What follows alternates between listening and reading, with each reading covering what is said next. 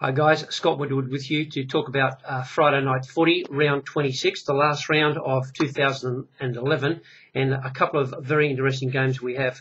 The first game up, we have the Dragons versus the Panthers, and this is going to be played at the Dragons' home ground down at Wollongong Wind Stadium. And interesting that the Dragons have decided to go without the very promising Kyle Stanley, who'll be playing in the Toyota Cup. But look, the main changes in their side this week is that Dean Young has been named to play at hooker. We're not sure if he will start the game at hooker at this stage. They've selected two hookers on the bench. Mitch, Rein, who's been getting a lot of game time recently, has been named 18th man. And of course, Fien is also there on the bench. So we're not quite sure what the configuration will be there in the hooking position, and whether or not Dean Young will drop back into the forwards. Matt Pryor has come up from the bench to play the lock forward position that Dean Young played last week, and also Adam Cuthbertson has been named again on the bench this week, and of course he didn't play last week, so we're not quite sure what they're going to do. This is a very important game for the Dragons. They need to win this game to ensure that they finish 5th. If they lose, they could be as worse as 7th, which will be a face-off with Manly in week 1 of the semi-finals.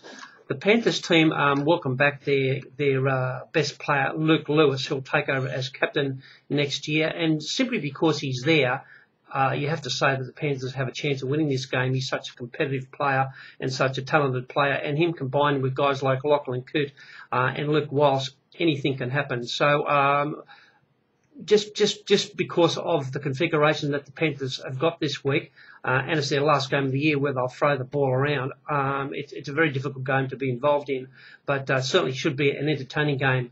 The two big guys in the Parramatta team, Simmons and Waterhouse, have not been named, and they both limped off in Canberra last week, and it's known that they can play. If this is a grand final, they would be playing. So whether or not they'll turn up and play, we don't know. If they play, we will assume that Matthew Bell and Nathan Smith will drop off the starting side. But at this stage, Simmons and Waterhouse are not playing. It leaves the Panthers side a little small in the forwards department. All in all, it should be a Dragons win. They've got a lot to play for. They've got basically their best side in. They've got no concerns about injuries at all. This will be the last home game for their fullback Darius Boyd, who come back into some great form last week, and they really do need him chiming in and being the second and the third man. And also Mark Gasnier, who scored that surprise try last week. It's his last home game for the Dragons. So look, I can't go past the Dragons. I have to say, down at Wind Stadium, they have to win this game. But simply because of the personnel that Penrith have got, they look very dangerous. I would assume that they'll throw the ball around, give it their best shot, and it's the sort of side that have been playing ill-disciplined football. They've been playing a lot more of an attacking brand, and that type of football suits the Dragons. And they'll just prey on mistakes from the Panthers, grab them and take a lead and dictate the game from there, is what I think should happen. For that to change, the Panthers would have to get a couple of tries that we're not expecting. But it should be a very entertaining game. The other Friday night game we have is the Knights versus the Rabbitohs. Look, this is played up in Newcastle, and head-to-head, the two teams at Osprey Stadium is Newcastle 15, Souths 2. So you can see that South Sydney don't go very well when they play up in Newcastle. And both these teams have been ravaged with injuries. Injuries and suspensions will decide the premiership, and these two teams both haven't been well done by as far as injuries are concerned. The Newcastle Knights missed 53 tackles last week and allowed 6 tries in, and South Sydney Rabbitohs missed 40 tackles and allowed 4 tries in. Both teams are very poor defensively. They have shown that all year, and I don't expect anything to be different here. We can expect a big scoring game. Both these teams will throw the ball around. One of the major stats in this game that is deplorable, and it'll be interesting to see what pans out here, is that the Knights have been outscored 58-0 in their last 3 games. That's just a deplorable record. We can only imagine that injuries have set in, and they just have awful trouble in those last 40 minutes. If that same thing happens here, South Sydney do know how to score tries, and they may just run right over the top of them in the second half. So the Knights, you would have to think, would have to set up a big lead early. As far as the two teams are concerned, Kurt Gidley for the Knights goes back to full-back. He prefers to play there.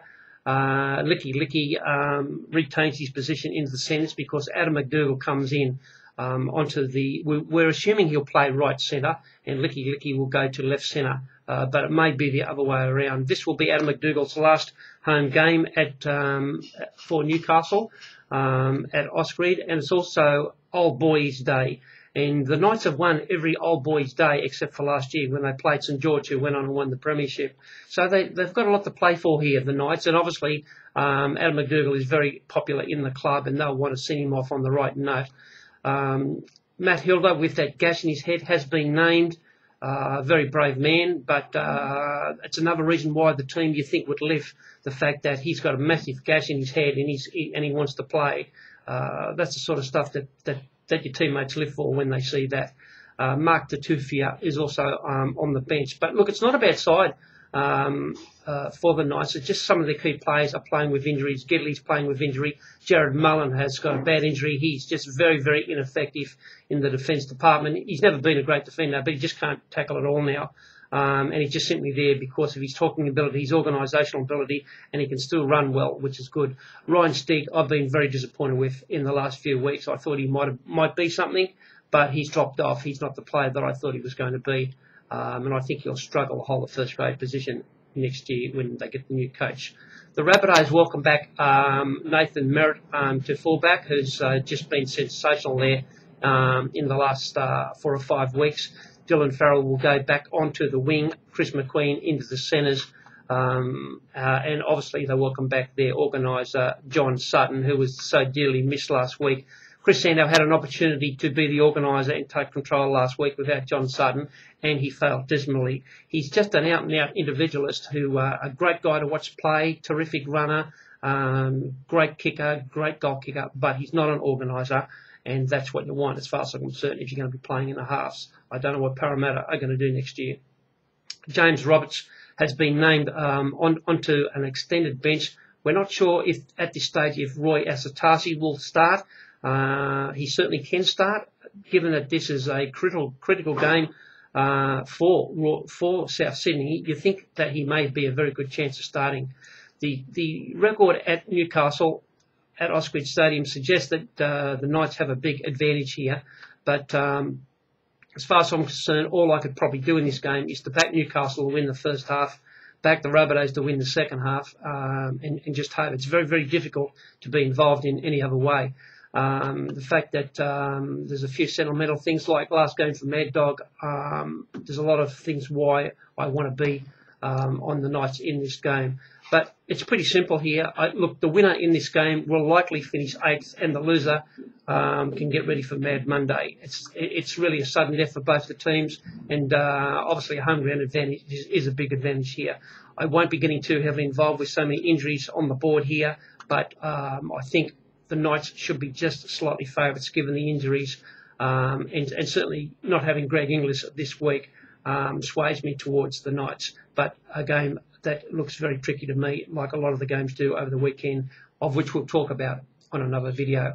So, look, you may have noticed up on the screen that there's an advanced training course. Anybody that's interested in trading on any betting exchange, Betfair, I certainly suggest to you to click on the link below and check out the details.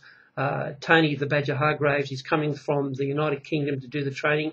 There is no more proficient trader with a better reputation for trading, scalping, making small wins on a regular basis every day, tax-free profits every day than the Badger. And he's there in person, Sydney, Melbourne and Brisbane to do courses, and I will be joining him.